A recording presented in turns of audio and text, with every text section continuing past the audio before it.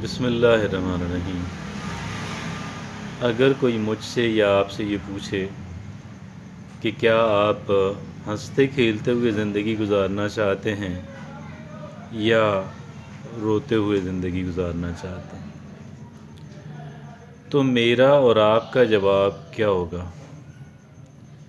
मेरा और आपका जवाब फ़ौरी तौर पे ये होगा कि भाई मैं हंसते खेलते हुए ज़िंदगी गुजारना चाहता हूँ। मैं रो रो के ज़िंदगी नहीं गुजारना चाहता। ये हम में से हर एक इंसान जो है ये कहता हुआ मिलेगा। लेकिन एक बात हमें जो जानने की ज़रूरत है, समझने की ज़रूरत है, वो ये है कि हर एक चीज़ की एक कास्ट होती है, हर एक चीज़ की एक कीमत होती है, और जब तक हम उस चीज़ की कीमत अदा नहीं कर सकें हम हासिल नहीं कर पाते। अलबत्ता बाज़ औक़ात ये तो होता है कि हम कीमत भी अदा कर देते हैं हम, लेकिन हासिल फिर भी एक चीज़ हमें हासिल नहीं हो पाती। यहाँ पे इंशाअल्लाह ऐसा नहीं होने वाला। हम उसकी कीमत अदा करेंगे तो वो चीज़ हमें मिलेगी। वो चीज़ क्या है कि मैं हंसते खेलते हुए ज़िंदगी गुजारना चाहता हूँ, गुजारना चाहती हूँ। मैं रो रो के ज़िंदगी नहीं गुजारना चाहता। तो भाई अब सवाल ये पैदा होता है कि अगर मैं हंस खेल के ज़िंदगी गुजारना चाहता हूँ तो उसकी क्या कीमत मुझे अदा करनी पड़ेगी? कीमत सिर्फ़ इतनी है, बाज़ औक़ात पे हमें मैटीरियली कुछ छोटी मोटी कुर्बानी करना पड़ सकती है, और बाज़ औक़ात हमें किसी ने अगर हमसे ज़्यादती की तो दिल से उसको मुआफ़ कर देने की कीमत और उसको बदला ना लेने की। इसी तरह की कुछ और दीगर कीमतें हैं कि जो मुझे और आपको अदा करनी हैं। लेकिन मैं आपको अर्ज़ करूं कि जहाँ पे कुछ आप कहें कि डिसएडवांटेजेस ही कह लें, तो कुछ एडवांटेजेस भी हैं। ऐसा नहीं है कि सिर्फ़ डिसएडवांटेजेस ही हैं और एडवांटेजेस इसके अंदर नहीं हैं। जहाँ पे कुछ मैंने एक सेक्रीफाइस की आपसे बात की, लेकिन वहाँ पे मुतअद्दद बेनिफिट्स भी हैं, मुतअद्दद एडवांटेजेस भी हैं।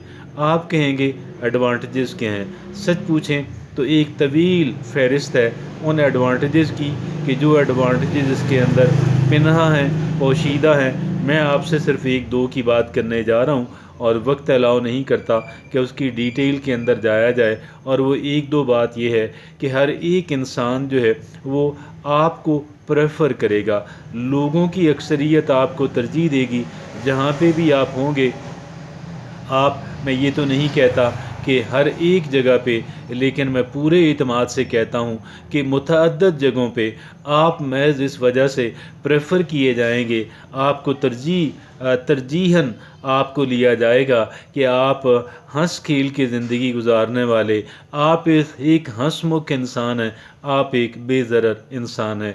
तो ये एडवांटेजेस तो मैंने अर्ज़ किया कई हैं, लेकिन ज़ाहिर है हर एक एडवांटेज जो है उसकी हम डिटेल के अंदर जो है नहीं जा सकते, बल्कि उनको मुकम्मल तौर पे हम एनालिस्ट भी नहीं कर पाते, हम उनकी फ़हरिस्त भी नहीं बना पाते।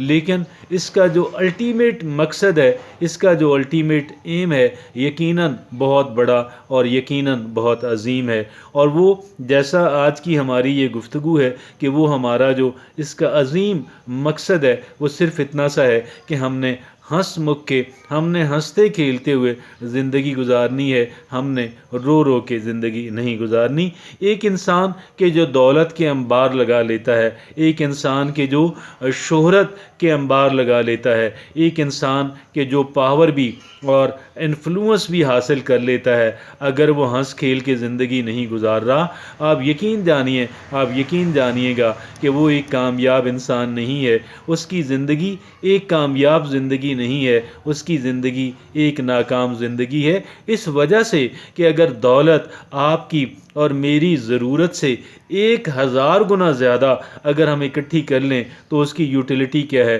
ہماری یوٹیلیٹی، ہماری جو نیسیسٹیز ہیں وہ بہت تھوڑی ہیں۔